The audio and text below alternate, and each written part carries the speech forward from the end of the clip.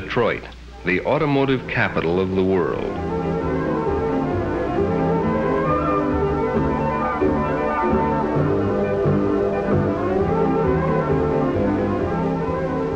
Half a mile of asphalt, a quarter mile to race on and a quarter mile to slow down in.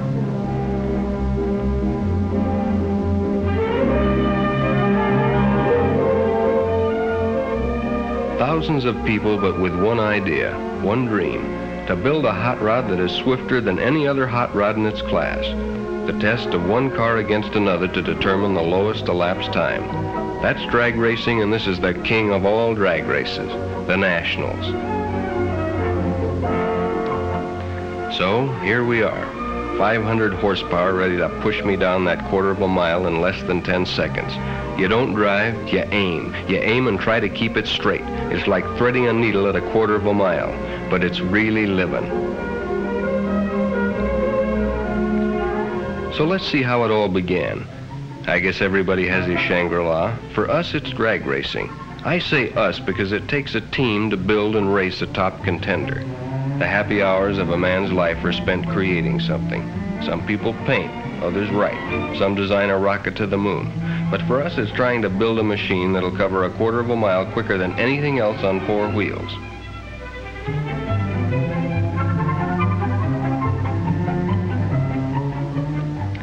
Lefty and Tom are high priests in our temple. Lefty works in electronics and Tom's a mechanic.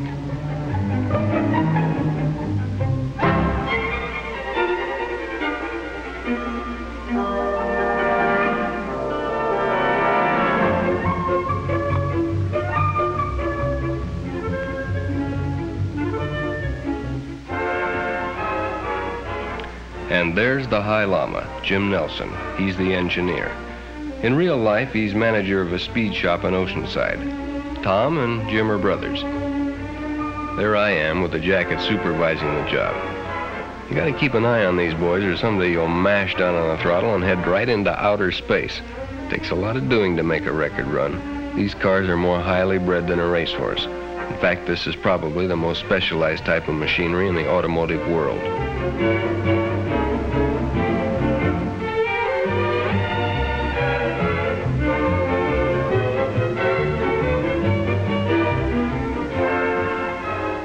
When we head out for a big race like the Nationals, we take along enough spare parts to rebuild the engine as many times as we have to.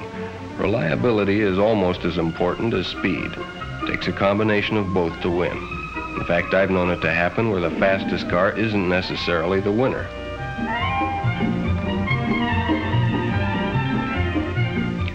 There's at least one chowhound in every group. Nick was ours. Nick and Mike had farther to come than we did, so we set up a rendezvous. Safer to travel by caravan, it's more fun too.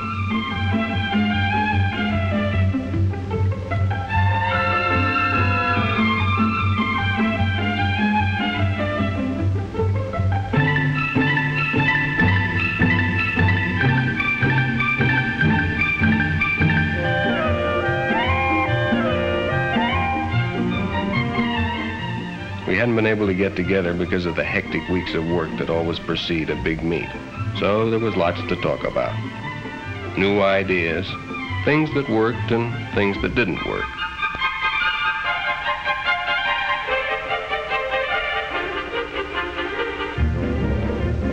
The Dragliner was our last year's winner.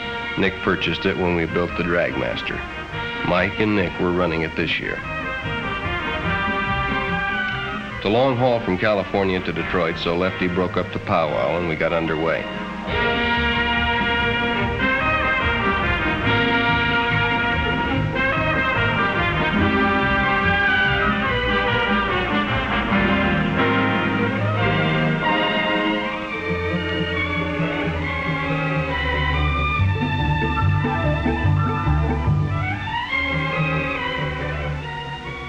You hear a lot about the beauty of the Southwest, but unless you drive east, you never really get a good look at it.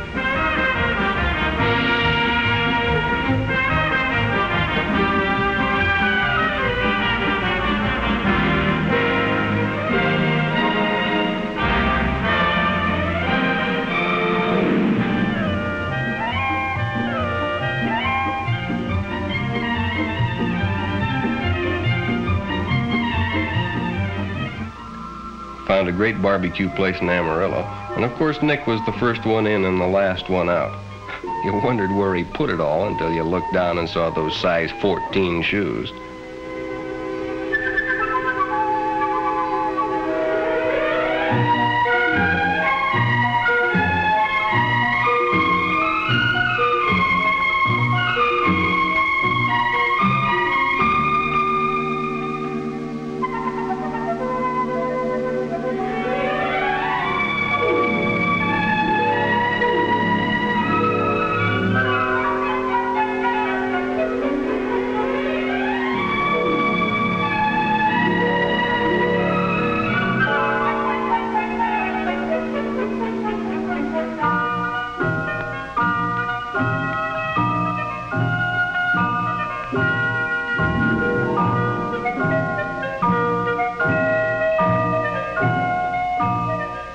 It's always good to see old friends again, and we joined the Parkers in Oklahoma to catch a meet before pushing on.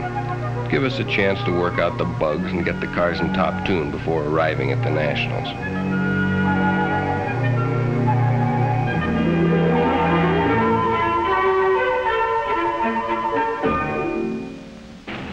Oklahoma had a regional meet. That's a Texas job burning up the track.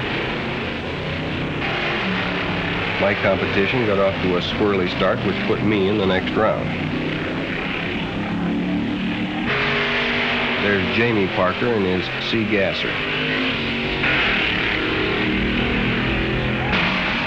And there goes his brother Phil and his A Gasser, affectionately called Grandma. And here comes Nick in the dragliner, a little on the late side. Lady Luck was riding on my shoulder all day. And there's the Allison against the twin Chevy. You can't see it for the smoke, but the Chevy won. And so did we. Jamie got first in his class, and we won a savings bond for top elimination. And could we use it?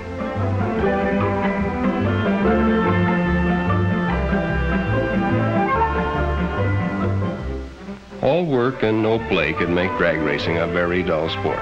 So after a hot day at the track, it's always pool time.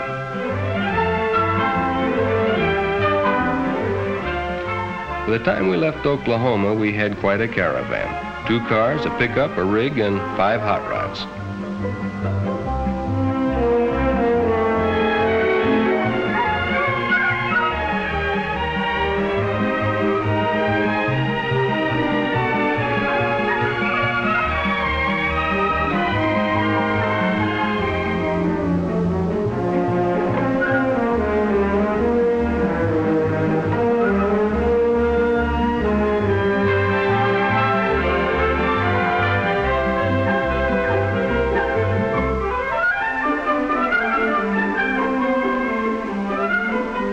When we got to St. Louis and crossed the Mississippi, the weather began to look a little on the threatening side.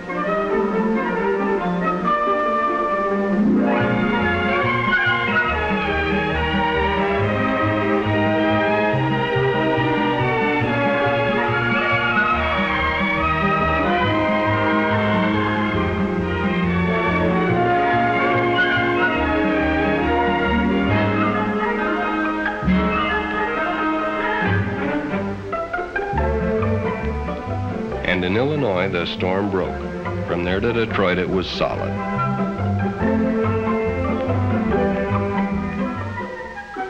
Following day, the sun came out and everybody took a deep breath.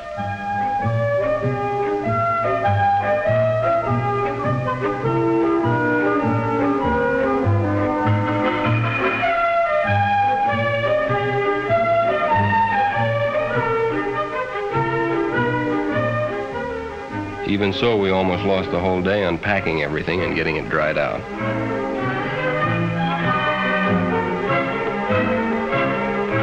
Then we had the car to clean up and get ready for technical inspection the next morning.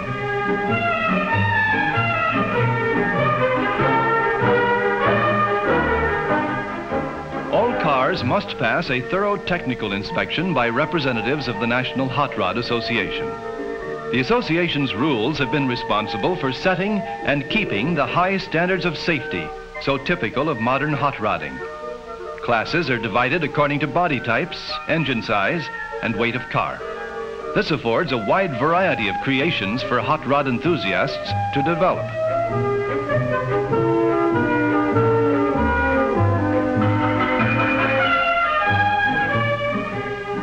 The check chart system is used, and each contestant's car must pass all requirements before he is allowed on the drag strip. This often creates some lively discussions. Weighing in is always a critical moment.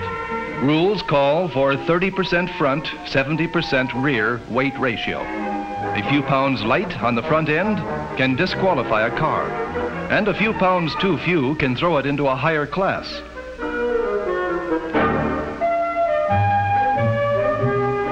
After technical inspection, the crew transports the car to the pit area, where a thorough tune-up is done before their first run.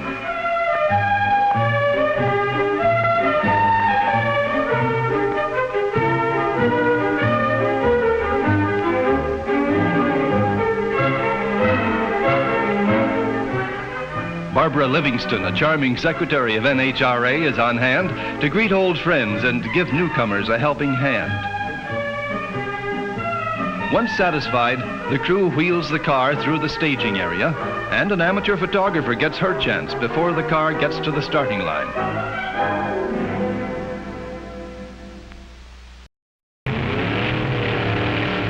Now it's time for the crew and the driver to test the car and the first days of the meet are strenuous and exhausting. The track is in continuous use by contestants, making test runs in time trials. All classes participate, and crews make run after run, trying to get their cars in perfect tune.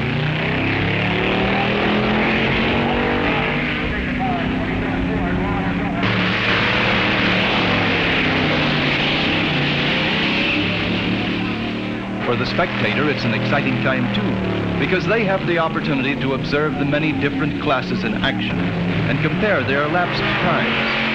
It is not at all unusual for the meet's best elapsed time to be set during the time trials.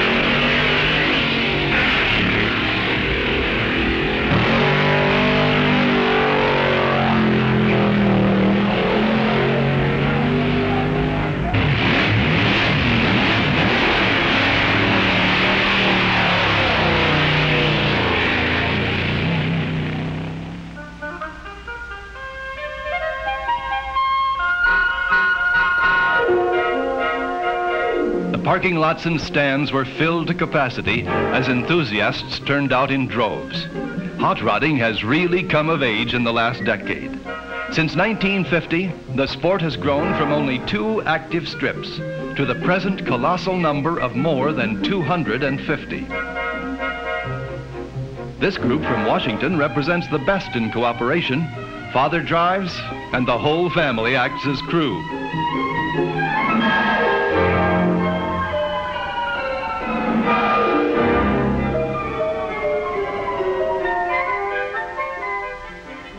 Whether it's an airplane engine or a V8, there's always work to be done.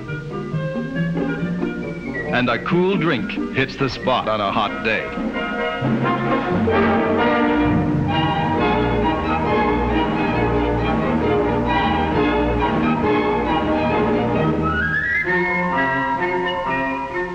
For us, the big day was here.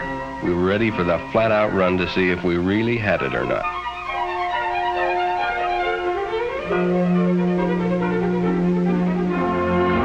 We checked with Champion to make sure we had the right heat range.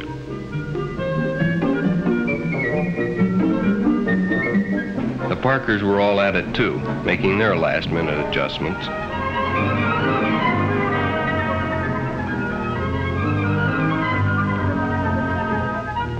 A word with one of the toughest competitors, Chuck Jones, of the Sidewinder crew from Long Beach, California. And then we were ready to take her down to the line.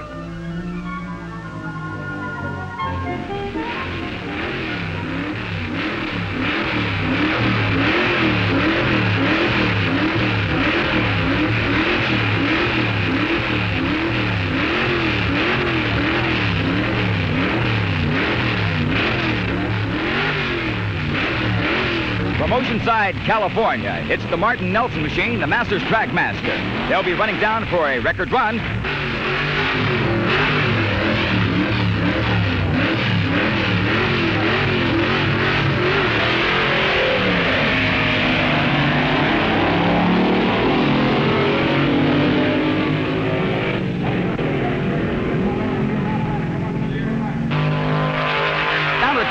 With top elapsed time on our Chrontec clocks, a 9.12. 9.12 seconds. The Nelson Martin machine, the Masters Dragmaster.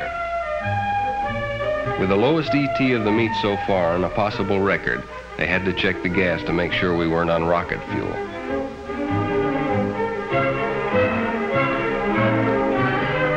I felt mighty good on the trip back to the pits.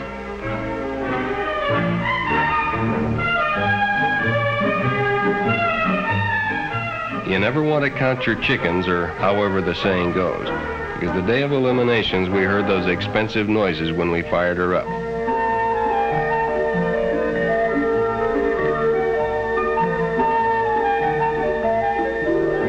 Nick was a big help. He ate as usual.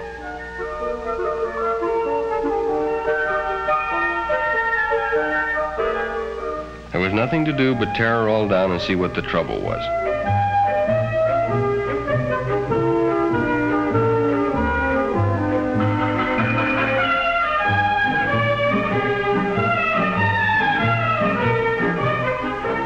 It turned out to be a twisted cam lifter, so we dropped the pan, pulled out the cam, and got at it from the lower end.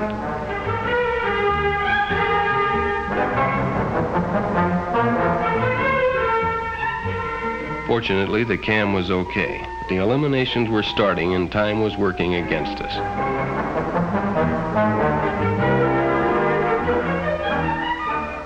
The 1959 National Championship drag races, the scene, the Detroit Dragway, Detroit, Michigan. We have competition coming from as far south as the Panama Canal Zone and as far north as the Canadian area, from the east coast to the west coast. 2 cars in the C gas class. Jamie Parker on the tower side.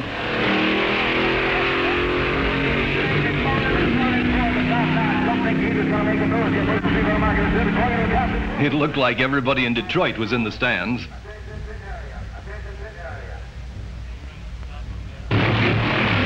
Bill Parker in his A-gas coupe against Bill Waddell.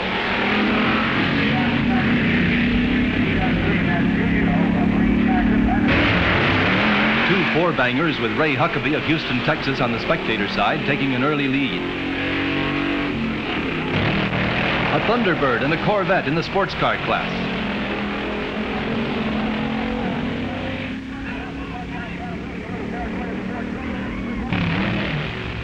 Two Chevy sedans vying for class honors.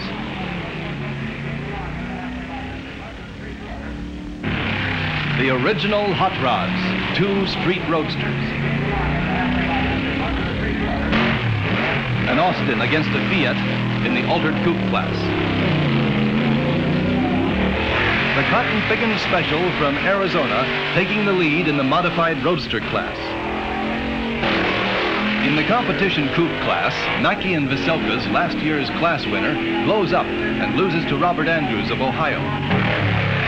Bernie Partridge in Misfortune from California gets a good start in the modified roadster class.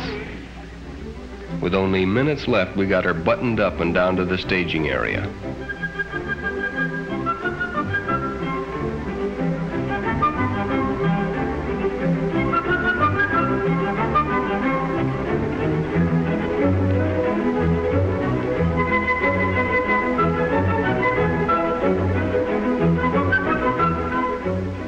Jack Moss's twin Chevy taking a good lead over Arfon's Green Monster.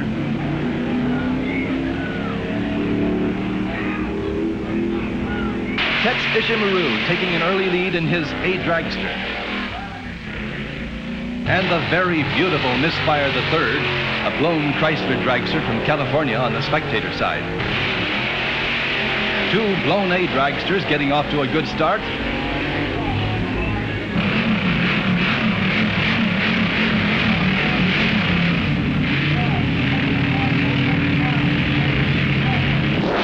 Two Texans, Jack Moss in his twin Chevy being taken by Rod Singer on the tower side.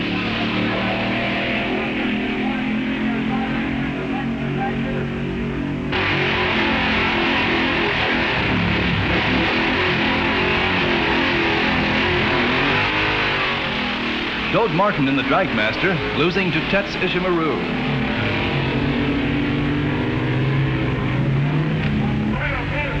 Dragmaster with a lower ET, but Tex getting off the line better. Well, that's drag racing.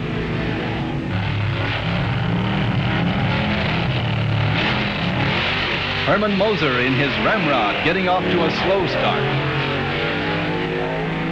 Two beautiful Alters, the red coupe from Texas dusting off the bronze entry from Ohio. Charles Johnson from Michigan, trailing John Klein from Massachusetts in the modified roadster class. The very fast Hollish Brothers competition coupe with Jiggs Shamblin from Ohio taking a terrific lead. Rod Singer from Texas eliminates Bill Tibbles of Ohio and takes another step up the ladder. The crowd waits anxiously for the runoff of the Little Eliminator to get underway. And there goes George Montgomery of Dayton, Ohio.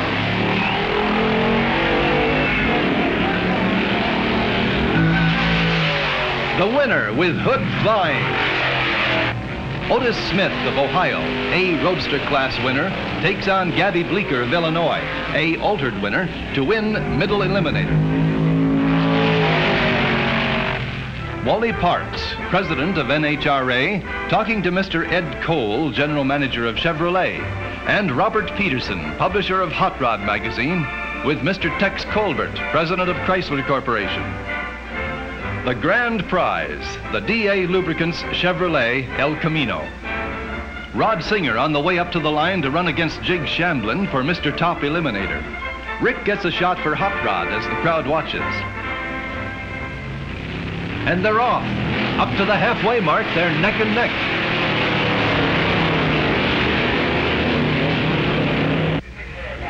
And coming into the traps is Rod Singer way out in front. Bad luck for Jig Shamblin, who dropped the clutch in the Hollish Brothers' beautiful competition coupe.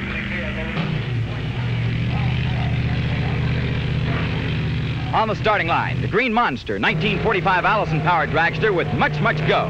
And there's the flag. It's Bill Smith getting on the big green sign. He approaches the quarter mark of the strip, going wild up to halfway. He's on it and into the three-quarter. He's really coming on and into the traps with a top time, a top conduct time of 170.45 miles per hour. 170.45 miles per hour with the top time of the meet.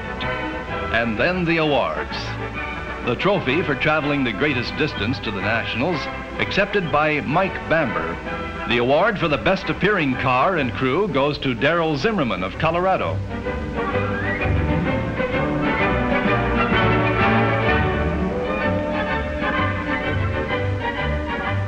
And the trophy for the best engineered car to Mr. and Mrs. Lindley's Misfire III from California. Wally Parks presents the Eliminators Trophy in the sports car class to Jack Horsley, Jr. of Miami, Florida, who won in his Lincoln-powered Devon. George Montgomery of Dayton, Ohio, receiving his trophy for winning as the Little Eliminator. To the beautiful Otis Automotive Special of Akron, Ohio, goes the trophy for Middle Eliminator.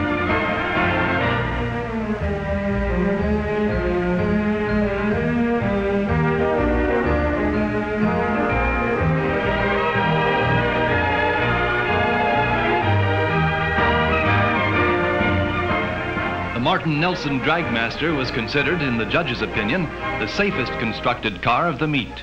They also won the trophy for the lowest ET. Wally Parks beckons to the crew of the Green Monster to share honors with Art Arfons for establishing a new top speed record on gas of 170.45 miles per hour. And here comes the Singer Miller car being pushed back to the winner's circle. The car that won the meet.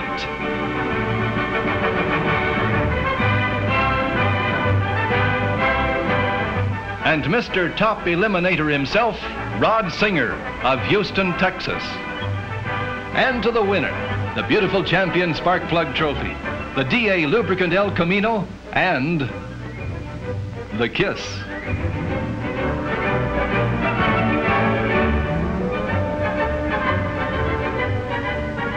And so another Nationals draws to a close.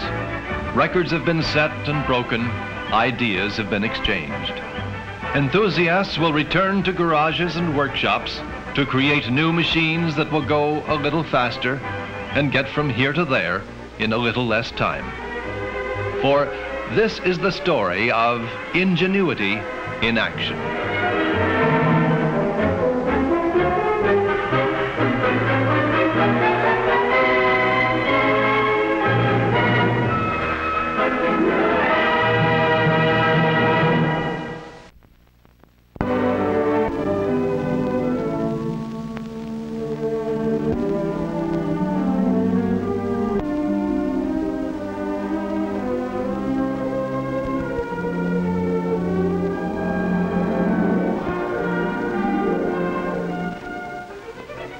It's a pleasant afternoon in June. Mel and his best girl, Thera, are enjoying a ride. Well, he's enjoying it. She's not too happy about the way he drives. He's got a good car and he likes to show what it can do. Hey, you're supposed to slow down for a school crossing.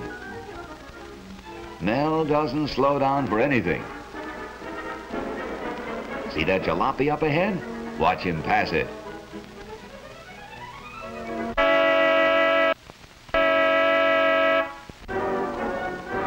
These boys have their opinion of such big shots. Uh-oh. Perhaps Mel's not such a big shot after all. Here we go again.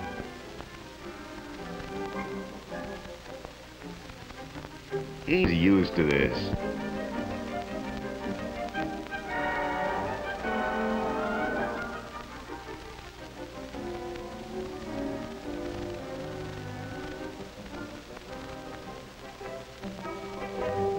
Paying a fine won't be any hardship for Mel.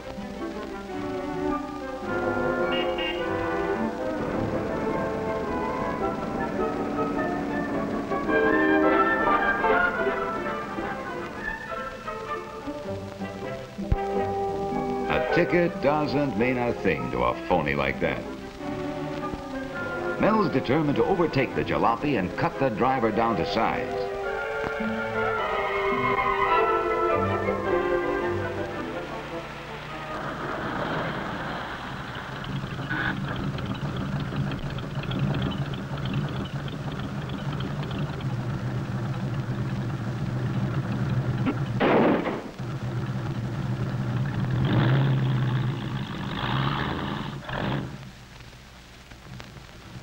The man wants to know if Mel's going to compete or watch. Mel's going to do whatever that jalopy does, only better. Many boys like Mel were a public problem until in 1950 someone had the idea of turning this abandoned airstrip into a legitimate test course for hot rods. Here they compete under strict rules designed for safety and fair play. This strip at Santa Ana was so successful that others were opened up across the country. Hundreds of clubs have been formed.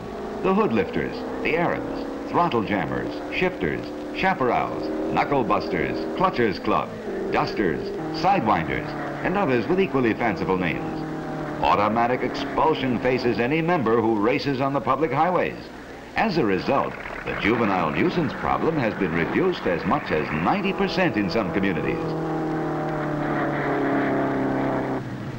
Here's Mel and the jalopy. The flagger thinks Thera better get out.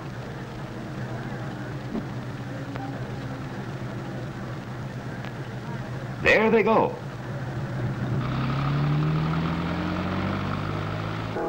Sideline experts.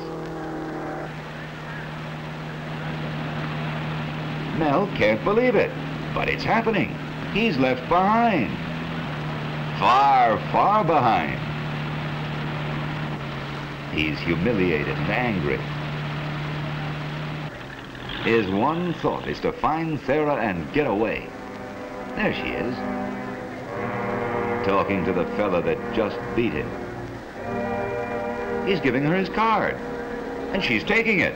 This is the last straw.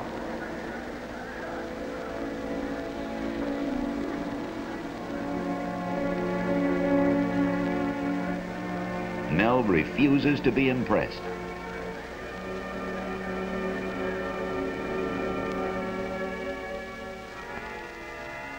His defeat by the jalopy was a challenge he has accepted. He'll have some tall explaining to do about this heap of junk he's bringing home.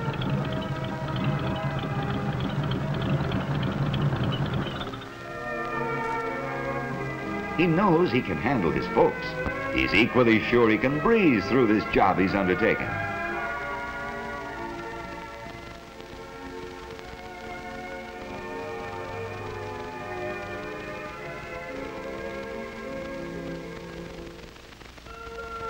In the next weeks, he learns a lot. The most important thing being how little he knows.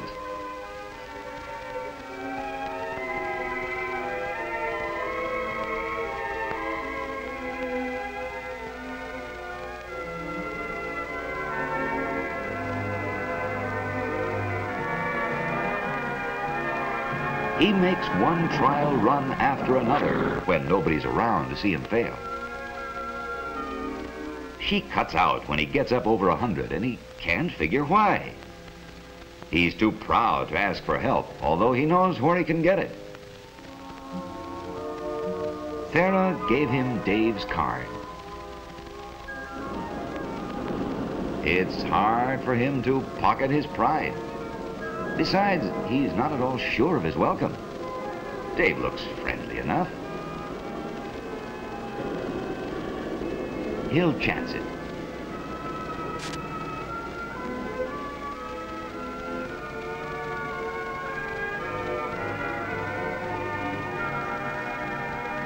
Wow, what a motor. You've really got something here.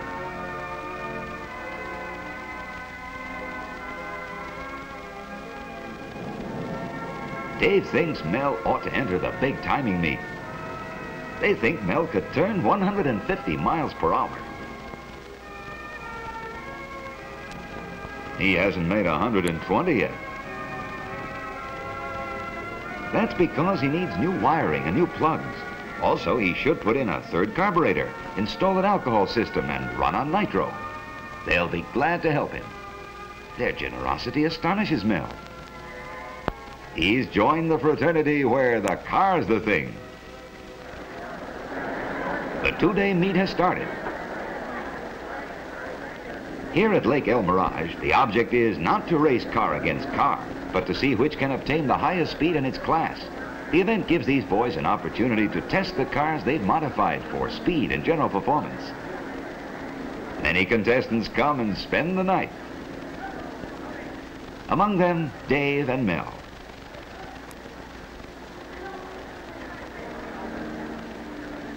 There's one of the timing officials. He sees to it that safety is the keynote of these meets.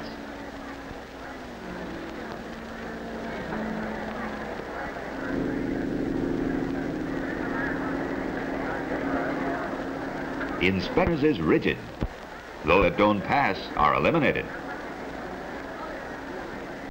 No boy under 16 is allowed to participate. Those under 21 must have their parents' written consent. Crash helmets are a must.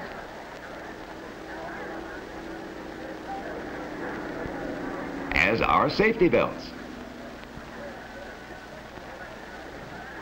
Accidents are few, but no car is allowed to start unless the ambulance is standing by at the finish line. Since daybreak, the starter has been sending out the cars. This streamliner is next. The loudspeaker tells him to get underway. Very few of these cars have self-starters. He's away! And up to speed as he enters the trap. He breaks the first light beam, sets the timing machine in operation.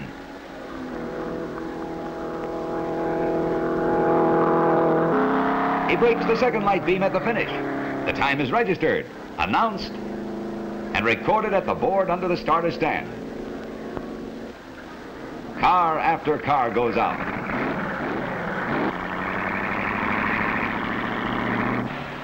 T-Roadsters. Belly tanks.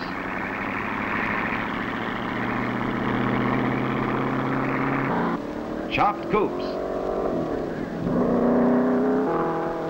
Highest speed made today, 168.127 miles per hour. Car 138C, you're next. That's Mel. His hands tremble as he puts on his crash helmet. The official wishes him luck.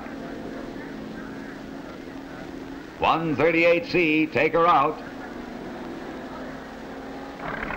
He's on. The car fishtailed at the takeoff. But he stiff arms her back to the course. Phew, that was close. Hold her steady, Mel. He can see the reason for the safety belt now. Sweat's running down the back of his neck and his helmet weighs about a ton. This is no smooth concrete strip he's traveling. The dry lake bed is full of ruts and bumps.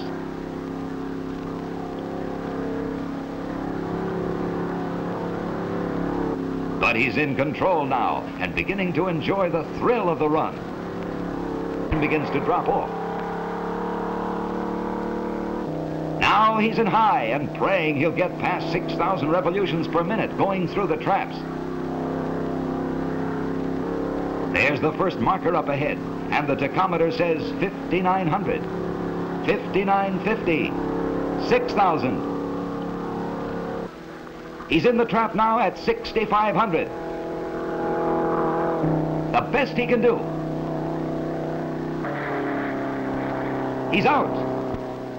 His time? Car 138C turned at 151.06 miles per hour.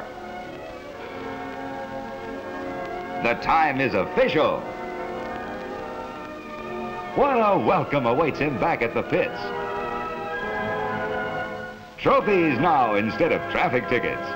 He'll never speed on the highway again. Nor will any of these others. For through this safe and constructive outlet, these boys satisfy their craving for knowledge and speed. Out of their ranks come the engineers who develop improvements for your car and mine, who create new designs and affect economies. These boys of today are the men of tomorrow.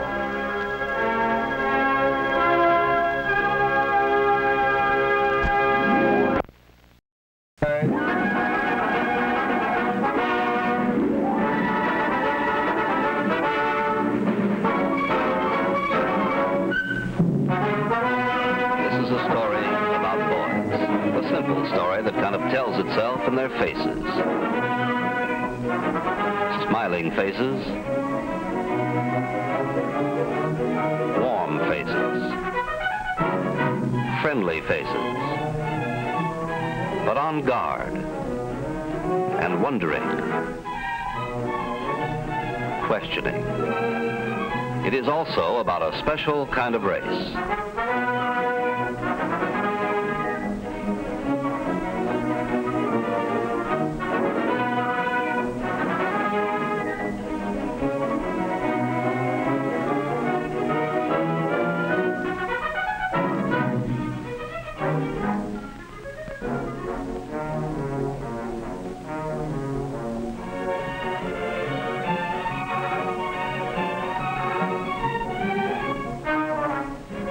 To help promote a better understanding between officer and boy, the police departments of 20 different cities organized the Peace Officers Car Club Association. As our first project, we decided to hold a special kind of race. We called in the famous racing driver Ralph De Palma to help us put the show on the road. As the juvenile officer of our town, I explained the race to our police department. It was going to be a safety and economy run, not a speed race. But it wasn't going to be any cinch either. We had staked out a grueling 2-day, 663-mile route. Starting in the city of Linwood, California, and moving east to San Bernardino. Then north, cutting through the mountains at Cajon Pass to Barstow for refueling. Then out across the Joshua Tree Desert to Las Vegas, Nevada. Up to the Hoover Dam and back home again. Well, whatever doubts I had that the kids would go for this race were dispelled during my meetings with the Capri Car Club, selected to represent our town in the run because of their excellent safety record. Their enthusiasm was wonderful. They were taking the race seriously. They wanted to be sure they had the right driver and observer. As one member put it, this was no race for a character with a hot temper or a heavy foot. And they were choosing in a genuine democratic way. The people's choice turned out to be Dick Owens, observer, and Jim Hummer, driver. Well, it wasn't very long after that before the Capri Car Club emblem went onto the car, and Jim and I went down to the shop.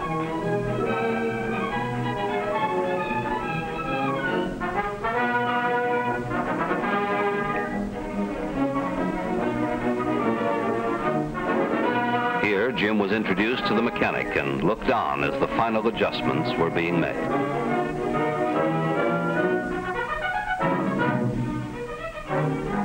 The last-minute tune-up, the carburetor check, the distributor points, compression, and of course the brakes.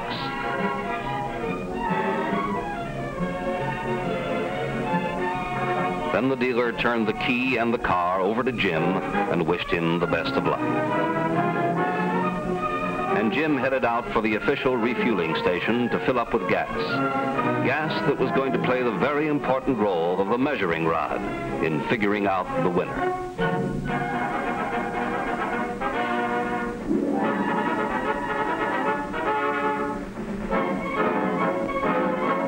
As you know, it takes more gas to move a heavy car than a light one. So to make things fair for all the cars participating in the economy run, the ton mileage formula was going to be used.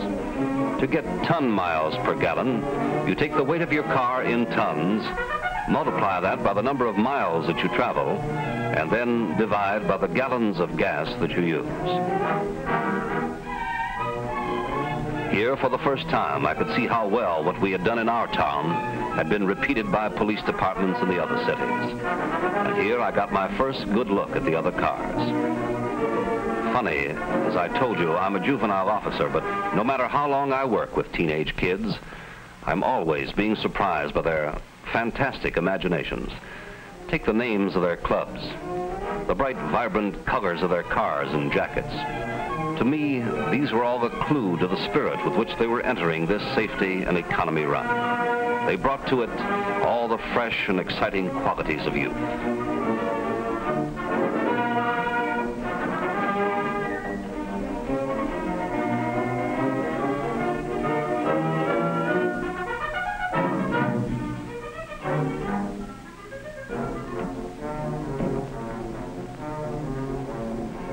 And when it came to weighing the cars in, you'd be surprised to see how quickly they could become serious. You'd think the cars were made of gold the way they kept tab on the scales.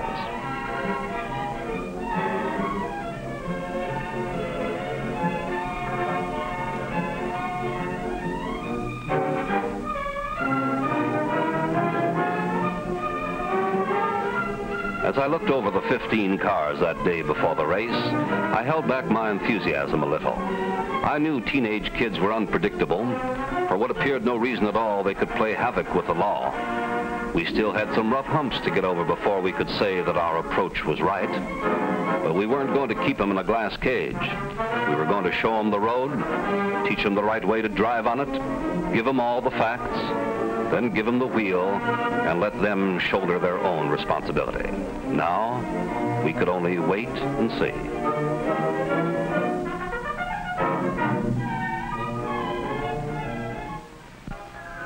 At 6 o'clock the next morning, there was a light mist. The first car was off on the run, and another car followed it every 2 minutes.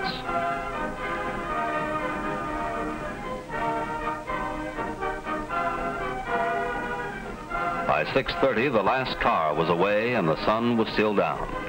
If there had been a question in anyone's mind as to how exciting this race was going to be, he'd have his answers soon. At Cajon Pass, the fog was socked in.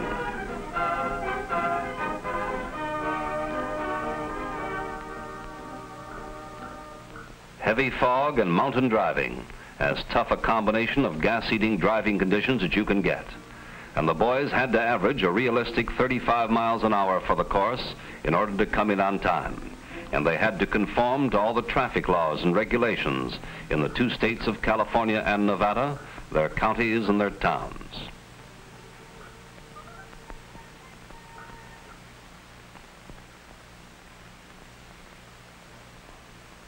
The number 1 car, the capital letter Wise Men from Whittier, lay for a long time behind a tanker before the road-wise, courteous truck driver signaled that there was a safe, clear road ahead. Though the weather broke on the Barstow side of the mountain pass, these boys hadn't been out there more than an hour when they all knew that a safety and economy run was a special kind of a race, a mighty tough kind at that. And if you had any doubt as to whether the boys would be getting a real kick out of the run, you could read your answer, as I did, traveling up and down the line of gaily colored cars in the faces of the drivers. Like Don Pratt of the Buccaneers, or his observer, Roland Ellis from the Falcons, riding beside him. All you had to do was look at the faces behind the wheels.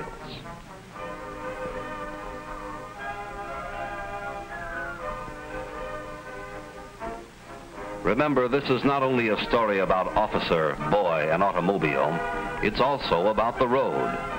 These teenage kids were watching it like hawks, doing a job of navigation just like the boy Mark Twain did on the Mississippi River. For the time being, the road was straight and clear. Maximum safety speed, 55 miles per hour. They were moving on to Barstow. The road, like the river, had its branches. They converged at Barstow, and so did the traffic. It thickened, and the cars crawled like flies on sticky paper. You couldn't even get into 3rd gear, and the gas was burning up fast. As Malalka, the driver for the Deciders, put it, that was all part of the game, the nerve test. Imagine getting a thrill at 15 miles an hour, sweating out gas.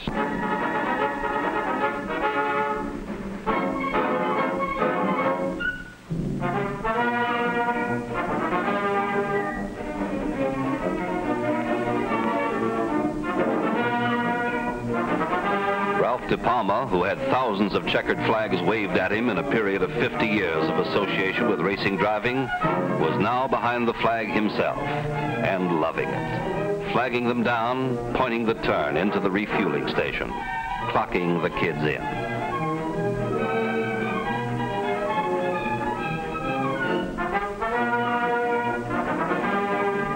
The wide spread between the cars on the road narrowed, and they piled into the station bumper to bumper. I was waiting anxiously for Jim Hummer to come in, and I kind of choked up a little when I saw him make the turn.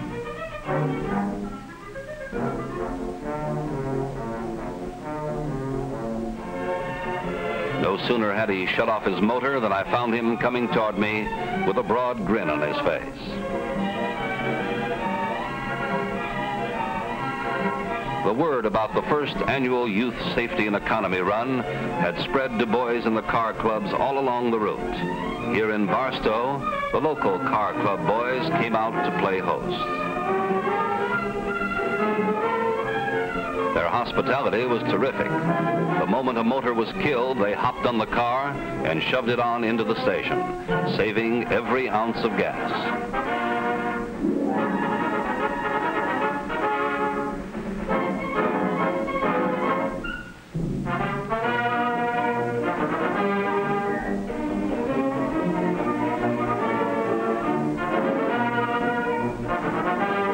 The official clocker gave each driver his time.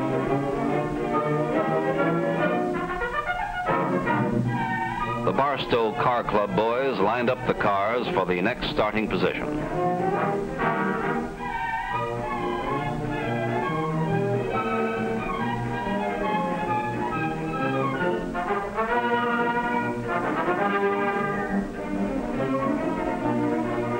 Then they all joined us for lunch. An hour for lunch was only a brief respite for a two-day haul. Not much time to relax the building tension. But I don't think Jim or I will ever forget that crazy-looking rag doll at Barstow. Soon we were back to the serious business of the race. Again, we were off on the run. Next stop, Las Vegas, Nevada.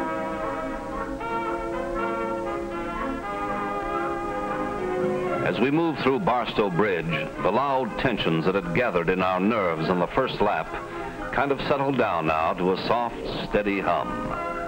And the road, like the river, flowed through beautiful country. The officials whose job it was to patrol the roads, mark the turns, check on possible violations, were members of the Peace Officers Car Club. Their faces were smiling too, beginning to feel mighty proud of their first project. No trouble so far, not a single violation yet. And as the road cut through the broad plains, you felt the tremendous space all around you, the country rolling out to the horizon, and you rolling with it. It was beautiful, and you sort of sensed the real meaning behind the word freedom. The road, like river water, was running under you, and all the time you kept thinking, what a strange run this was, where speed was the temptress. You could see her in your mind's eye, a siren coaxing you to open the throttle, burn up the road. Actually, the landscape changes gradually, yet something new always seems to come upon you suddenly, like the stubborn, needle-pointed Joshua trees fighting the heat of the desert. All of a sudden, they were there. And they weren't the only ones fighting the heat. The boys were too, and they fought it all the way into Vegas. Now it was time to give their dry-throated selves and their low gas tanks a long drink. Then, off again to Boulder Dam.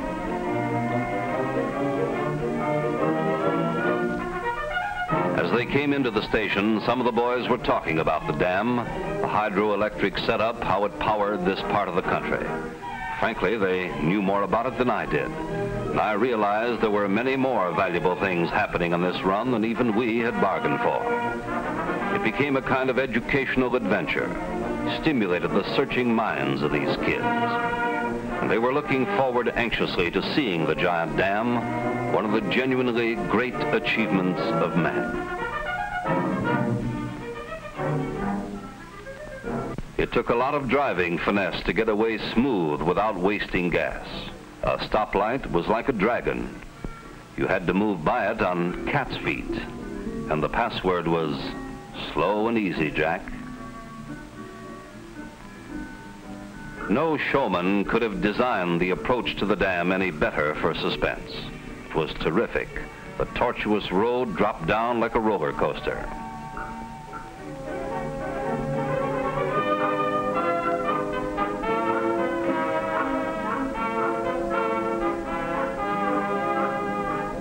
You came around a power line turn, and there it was, the huge concrete colossus. A wonderful tribute to the ingenuity, the cooperation, the bold, creative daring of man in his struggle to control the forces of nature. I got out of my car here, shook the road kinks out of my legs, and watched the tortoise-like machines circling around. The atmosphere of the dam was awe-inspiring. It kind of took hold of you for a few moments and hushed your thoughts. The desert air felt good, too. It was soft and warm and dry. I closed my eyes for a second, and I could hear the sound of the tires moving over the loose gravel. For a moment in my darkness, I could see the wide eyes of the boys. You know, a strange thought occurred to me. These weren't merely individual cars turning here, but each car seemed to me to belong to a long line. Each car was like a new generation coming up the slope, making their contribution to society and departing. Progress. The word came upon me suddenly. Progress in the American tradition of this great monument to man. Now it was back to Vegas, to the impound, and of course to Ralph De Palma, a really great guy with a genuine love for boys, standing there, bare-chested with the road dust billowing up around him. Boy and the road, both were in his blood.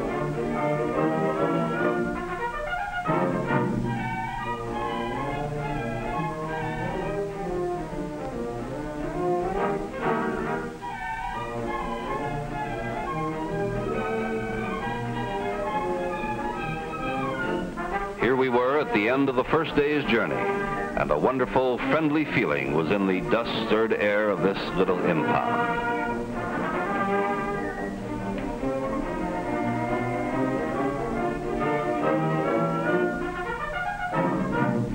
Here, too, the boys from the Las Vegas car clubs had come down to play host and to hear all about the youth run. After I got a first-hand report from Jim, the drivers got their briefing. No drinking, no gambling in the sack by 11, and again, no glass cage. After dinner, they'd be on their own.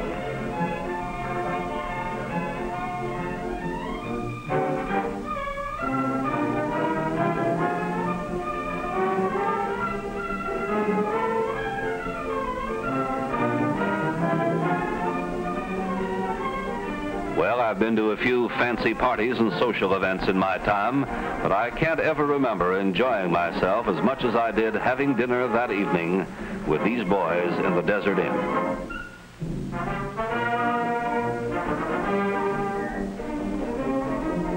That evening spoke for itself. It was all there in our faces.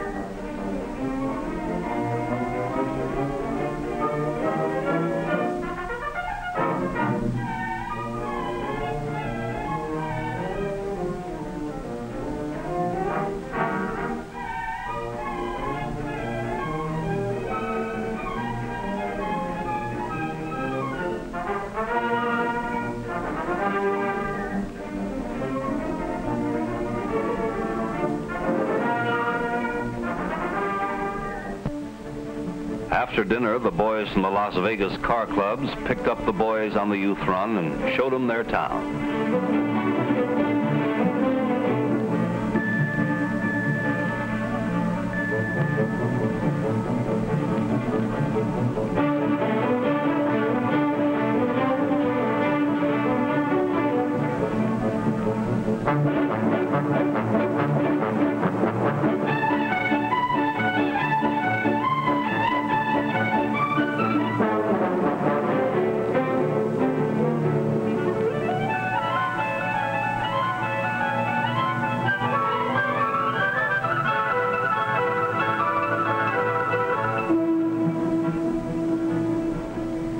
I felt mighty proud that night. Officer and boy had hit the real jackpot. No violation on the road, no unfortunate incidents at Vegas. And early the next morning, we were off on the run again, against the background splendor of the desert dawn.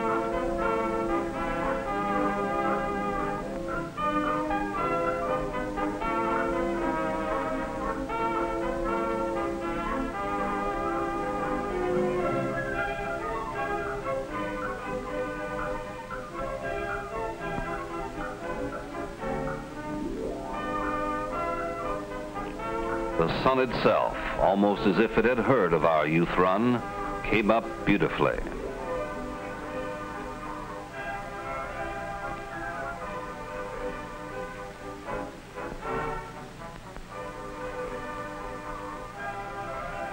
A huge shadow stretched over the broad plain as we settled down to the long run.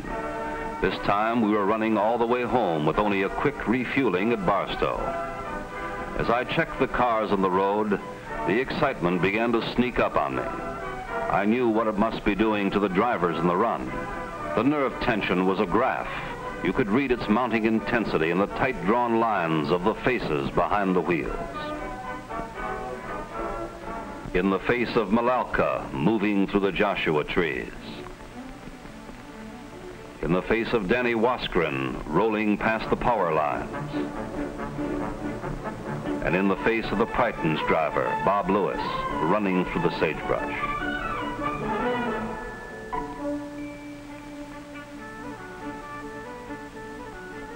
In the face of Phil Schiffenbacher, listening to the approaching train.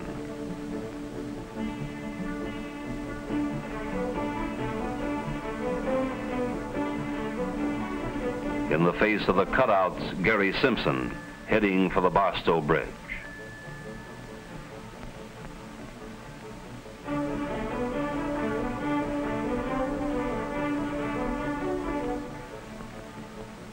The Barstow refueling station was practically empty. This time there was no respite here. The boys were in and out again in a matter of minutes, off on the last leg of the two-day run. No rest at Barstow, and now we were running home. And the nerve tension graph that you could read on the faces behind the wheels was running too, and running high. The stress climbing in the face of the Domino's driver, Bill Meacham. In the Clockers driver, Jack Long. And in the face of the Wise Men's Frank Jimenez. Each one sweating out the other right to the finish, where Ralph De Palma was sweating them out too, flagging them home.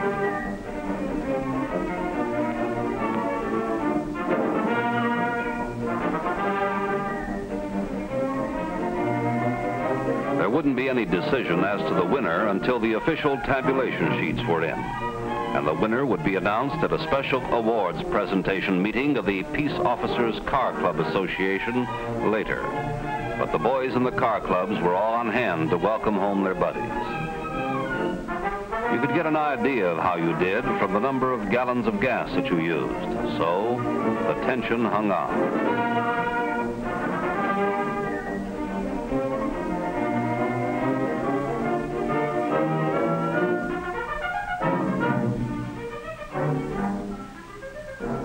The drivers were watching the pumps as though they were scoreboards. The way I figured it, this was one race that no one lost, because we won a better understanding between officer and boy.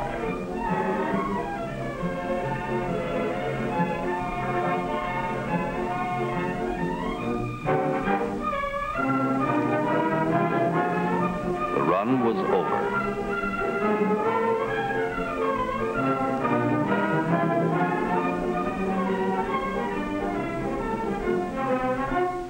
The trophies were presented by the mayor of Linwood and Ralph De Palma. Third place winner, Jerry Maxwell from the Idlers Car Club, City of Bell, 47 ton-miles per gallon.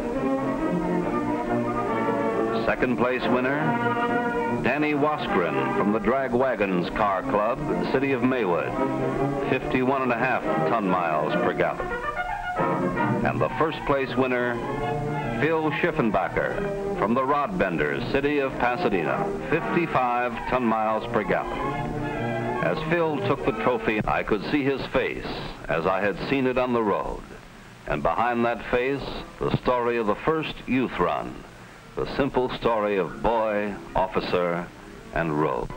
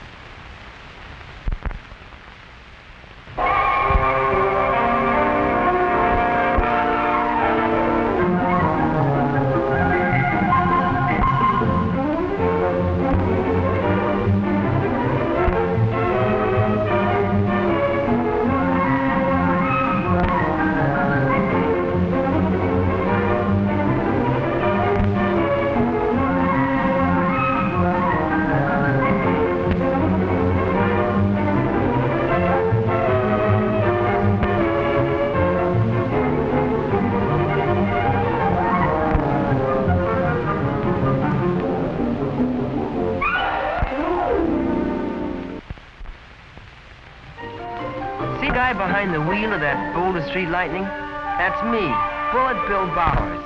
My folks and I just moved to this new city, and it sure seemed to me like we picked out a town full of sleepwalkers.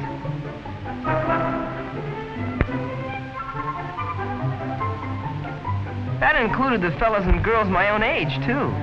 I never saw such a collection of sleepy Joes, and they drove like rich old ladies in old-time electric heaps. Looked like I was going to have to educate the high school on the subject of hot rods, how to take a jalopy and really make it move.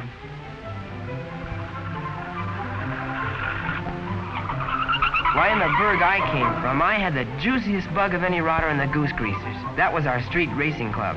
And I had the biggest collection of traffic citations, too. All us greasers drove the cops crazy, and I could have started a private mental sanitarium for those I'd worked over.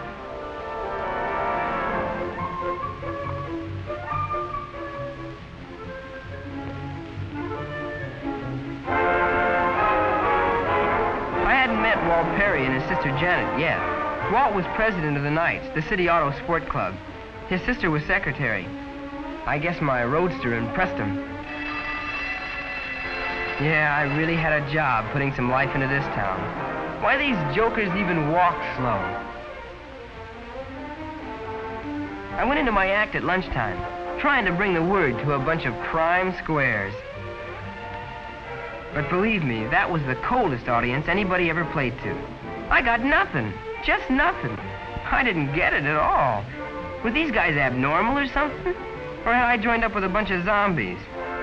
It was gonna be tough, but I'd have to bear it.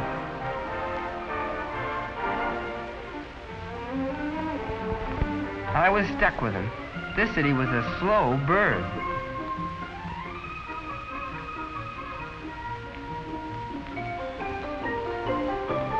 It was kind of lonesome that first day, and after school, but I knew a way to get him to notice me. It had always worked before where I came from.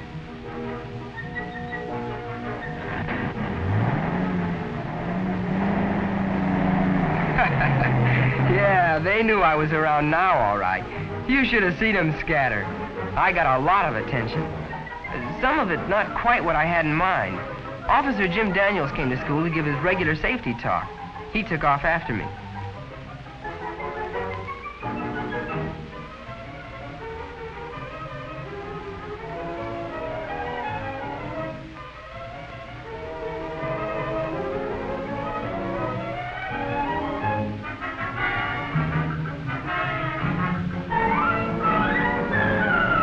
He told me I was driving like a wild man. I took that as a compliment. And then he asked if I was a member of the Knights. So I said no, I was a goose greaser and wanted to show him my card. But all he wanted to see was my driver's license. So I was getting my first ticket in this city. Didn't impress me much. Like I say, I held a goose greaser record. But this was a different kind of a ticket. Well, I had to go to court, all right, but that wasn't new. But this court was held right in the school. And the judge and jury and the whole court were girls and fellas like myself. How about that? I didn't dig it at all. Officer Daniels was there. He was the police department advisor. The judge really socked it to me. No, I didn't have to go to jail or pay another fine. I was sentenced to a special traffic school for unsafe and reckless drivers. I'd heard about these school courts all over the country, how they'd help cut down teenage accidents, but I'd never dreamed I'd end up in one. I had to find out from somebody just what was the matter with this town. Why were they so far behind the times?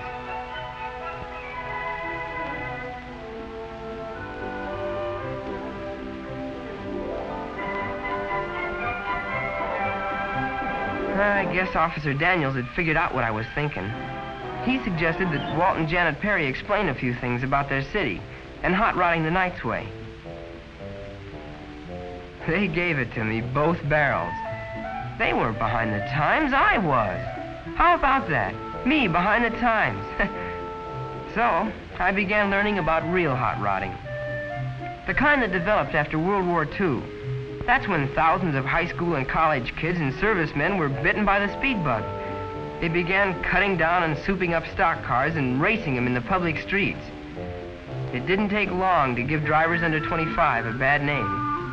Why? Maybe because teenage accidents were killing or maiming somebody once every 2 minutes, causing more damage than all fires and twice as many casualties as we had in the whole Korean War. The police cracked down, too, and collected driver's licenses wholesale. This scene was played up in a national picture magazine.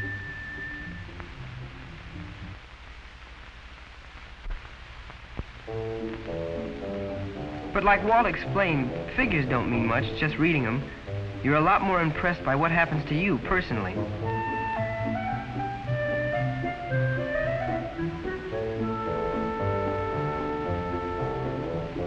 Tom Hanks was Walt's best friend, and his hero, actually.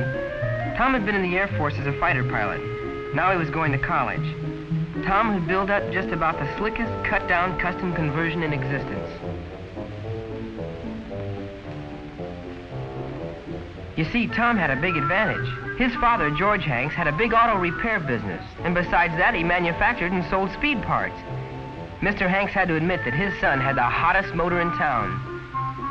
But Tom shouldn't have spent all his time on the motor. There are other parts to a car, too.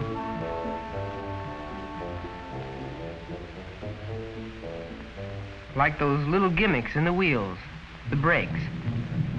Tom was breezing down the road, and he was catching up to the 1105, a pretty fast freight. Then he thought of a good test for his engine. If he could beat the fast freight to the crossing, he'd know his engine was perfect. Then the engine sputtered, missed, slowed down just a little. Tom wouldn't beat the train. He'd have to use his brakes. But he didn't have any, and it was too late to turn off.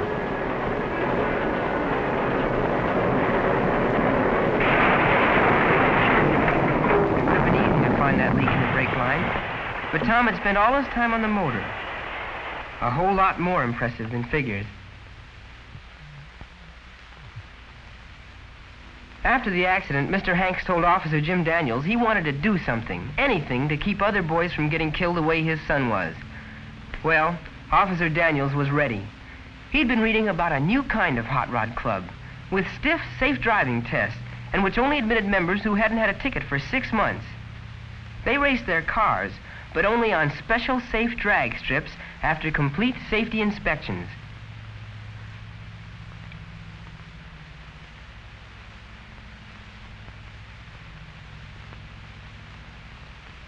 So that was how the Knights Hot Rod Club was organized.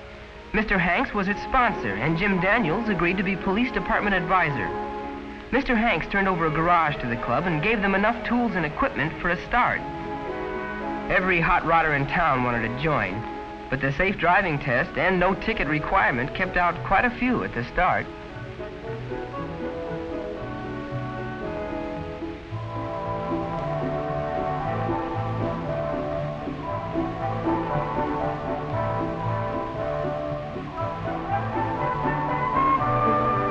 While they were waiting for a drag strip, the Knights began getting their cars in shape to qualify. And to many proud owners' surprise, a lot of the cars failed the safety inspection. Those that failed were disqualified for racing, so the owners worked them over night and day until they did pass.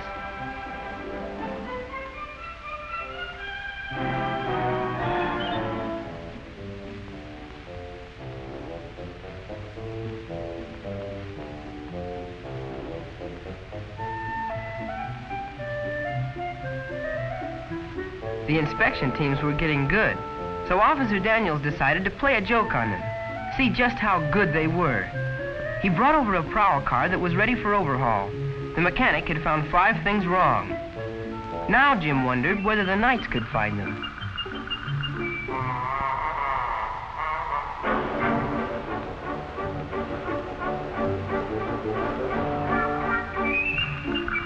All the inspection teams joined in, teaming up on Jim's car.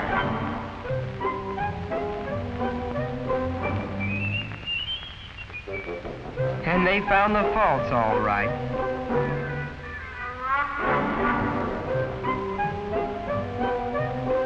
And then more faults. And more faults. And more faults, a dozen more than the contract mechanic had located.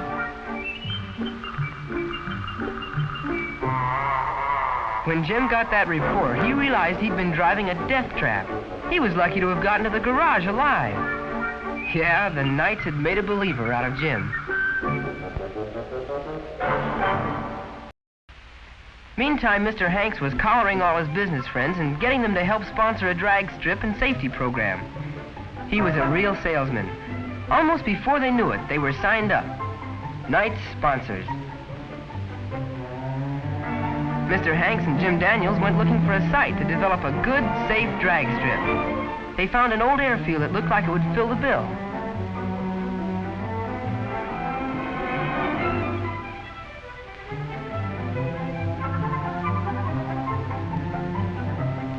It didn't take long to get the strip ready, and when the Knights staged their grand opening and their first-time trials in drag races, they were really on their way.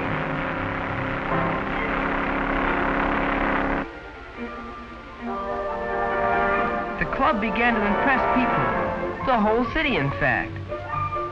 The Knights were proud of their club and were out to build a new reputation for hot rodders, for courtesy and safe driving. More and more motorists in distress received club courtesy cards. They led a successful campaign for driver education and auto shop training in high school, and right away, this began paying off, just as it has everywhere. In a survey in one state, 800 untrained drivers had 5 times as many accidents as 800 who had received training in school. At the same time, the untrained drivers got 7 times as many traffic tickets.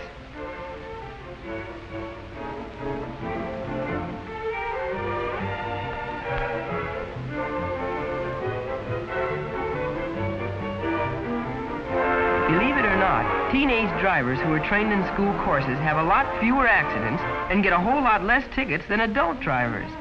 The driving teachers say that the students really go for it. Driving class is one they never miss.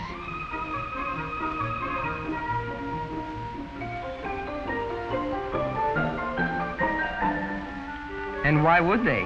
Every now and then there are guest speakers, like the famous Ralph De Palma, who's considered the greatest racing driver in the past 50 years. He always tells the girls and fellas that nobody appreciates and respects careful driving more than a professional racer.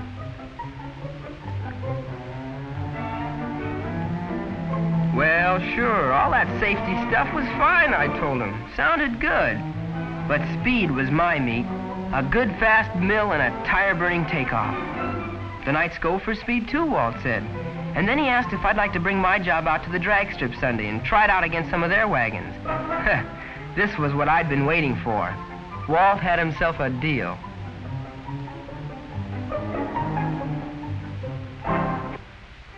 But I never got near the strip. They wouldn't let me. They checked my car over and said it wasn't safe. It took me a month working after school and on weekends just to get ready to pass the safety test.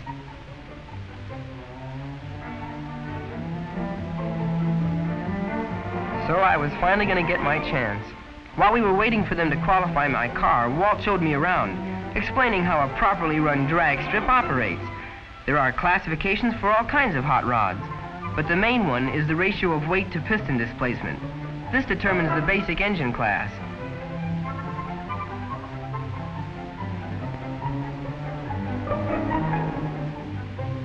After a car is weighed and classified, it gets a complete safety inspection. I knew from experience how tough this is.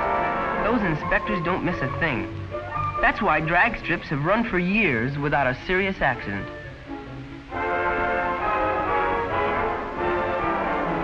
When it's been classified and inspected for safety, a car is ready to run. It gets an official number. But drivers have to be in good standing too. If they're not of age, their parents have to okay them. Some of them show up a little too early. While the other cars are getting oil changes, he just gets changes, period.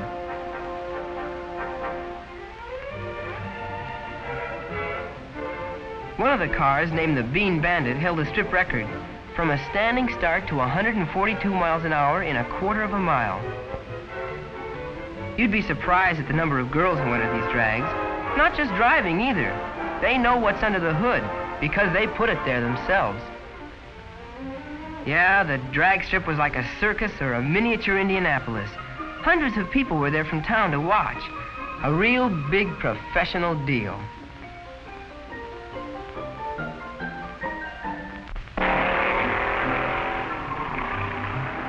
Believe it or not, from a standing start, some of these draggers would beat a jet plane down that quarter-mile stretch.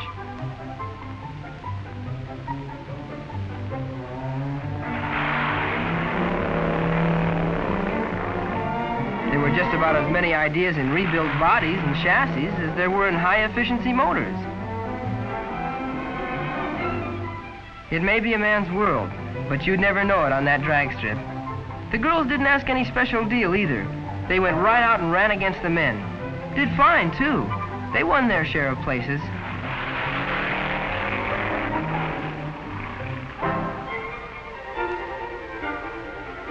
George Hanks and Jim Daniels had a right to be proud. And they were. The nights in their drag strip were things the whole city could take pride in. No wonder they came out by the hundreds or even thousands to watch every drag meet.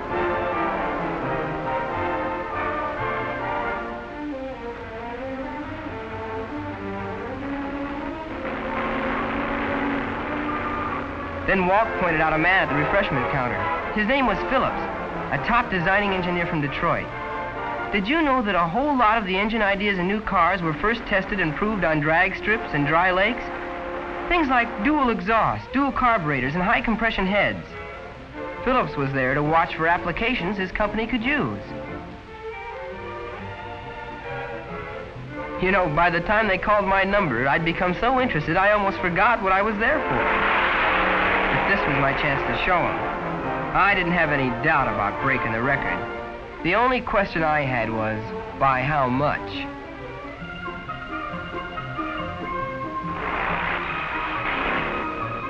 But either that clock was broken or somebody was being funny, I thought.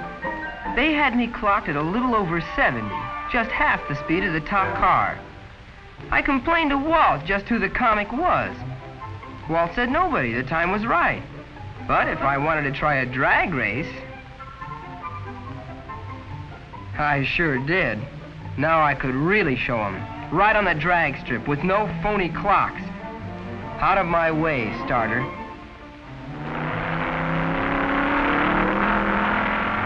Yeah, I showed them all right. I had the coldest hot rod on the strip. I was left so far back I could have been driving Jack Benny's Maxwell. Obviously, I had a lot to learn from these squares.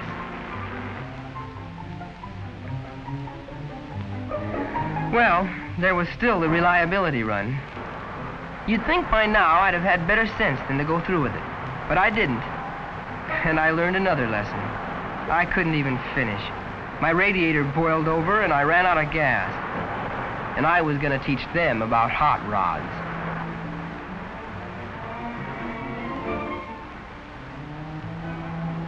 When that 1925 Star went by me, that did it.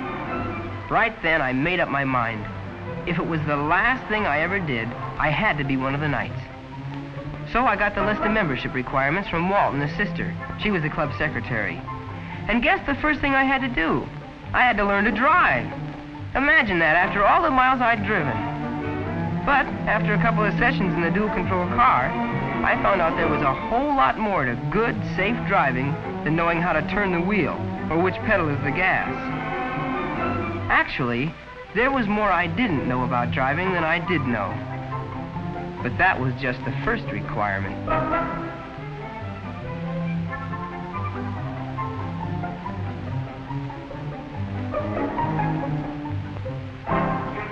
Next thing on the list was to go 6 months without a citation or even a warning. That was really tough at first, but I made it.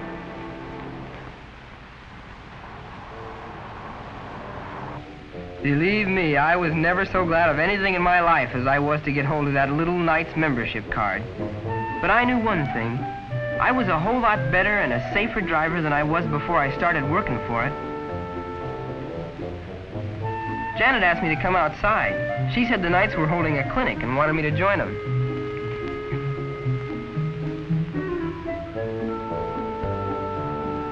And that's when I found out how little I actually did know about souping up an engine. The Knights were holding a clinic, all right, on my car.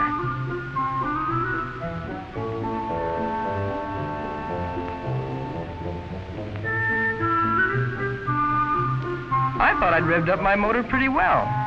But now I learned about porting and relieving the block, cylinder bore, racing flywheels, custom camshafts, exhaust headers, dual exhaust, tolerances, new ignition, high compression heads, hemispherical combustion chambers, dual carbs, dual point distributors, dual intake. Well, I needed a mechanic's dictionary to even follow what they were talking about. All those parts and the tools were going to cost money, so I got a job after school and Saturdays to pay for them. You know, some guys spend thousands of dollars on a good hot rod, plus thousands of hours of work. They won't even drive him in traffic. Some careless driver might smash into him and ruin a car that costs more than a Cadillac.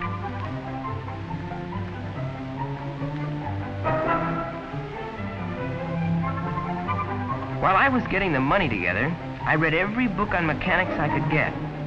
I got a few ideas, too, about carburetors mostly. I decided to rebuild my car for the reliability run instead of the drag race. This would give me a better chance to try my carburetor ideas. And you know something? My ideas paid off, too. It took me a few months, but I finally won a 3rd place for reliability.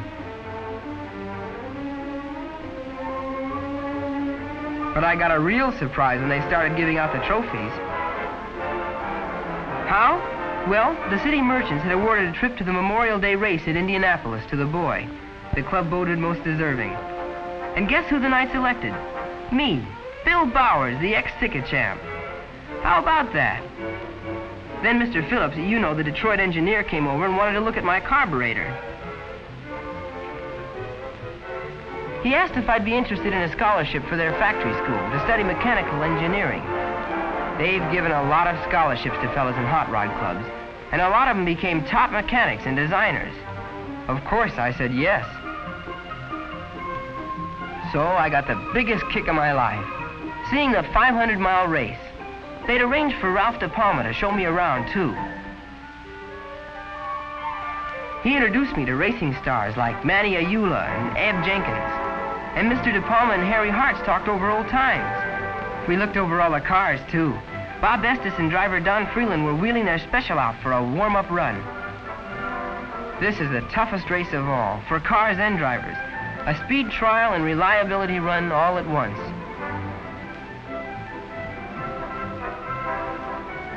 What a kick, meeting famous guys like Duke Neyland and Roger Ward. And they told me they all considered Ralph De Palma the greatest driver in Indianapolis history. And Wilbur Shaw, the president of the Indianapolis Speedway, agreed with him. He won the race 3 times himself. You think the racers are fast, you should watch the pit crews work. Why, they can change a tire faster than a blowout can go flat. A driver just couldn't win the race without a good pit crew to work his car over during the pit stops.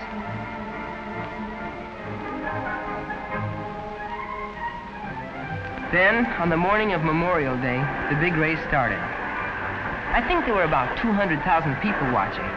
The biggest crowd for any sports event in the country. And get this, out of the 33 cars, 9 of them were driven by ex-hot rodders, members of clubs like the Knights. The winner drove the 500 miles in less than 4 hours. That means an average of better than 125. Yeah, like I said, it was the biggest kick I ever had. Hard to realize I was actually sitting there, watching the biggest race in the world. Yeah, it's tough to believe now that that jerk in the slop-up was me, just a few months back, before I became a Knight. You see, the reckless kid in an old clunker like that one is not a hot rodder at all. He's a square in a shot rod. Real hot rodders in organized clubs and timing associations all over the country have taken what used to be a hazard and turned it into a real hobby. And a genuine benefit to their communities. Not just through safe driving and driver education either. They've raised thousands of dollars for charity, conducted blood drives for the Red Cross, and developed top mechanics and designers for automobile manufacturers, as well as testing and proving ideas that have produced better, safer cars for everybody. So that's the real story of the cool hot rod. The one-time hazard that has become a brand new, safe, progressive American hobby.